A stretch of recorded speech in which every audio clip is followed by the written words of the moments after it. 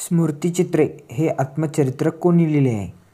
तर याचं उत्तर आहे आपला ऑप्शन क्रमांक 4 लक्ष्मीबाई टिळक. स्मृतिचित्र हे आत्मचरित्र लक्ष्मीबाई टिळक यांचं आहे. बघू आपण इतर आत्मचरित्र बघू.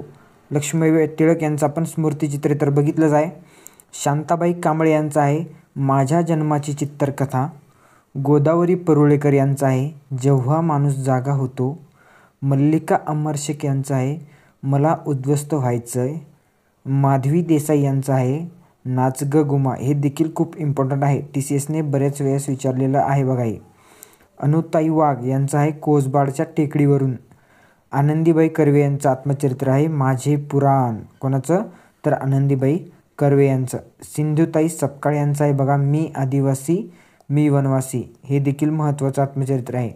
सुमिता देशपांडे आहे मनोहर तरी. हे सुमिता देशपांडे यांचं आत्मचरित्र आहे.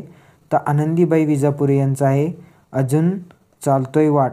बघा साहित्य आणि साहित्यिक याच्यावर बरेच प्रश्न विचारलेत बघा, आणि हे आहेत आत्मचरित्र स्त्रियांचे.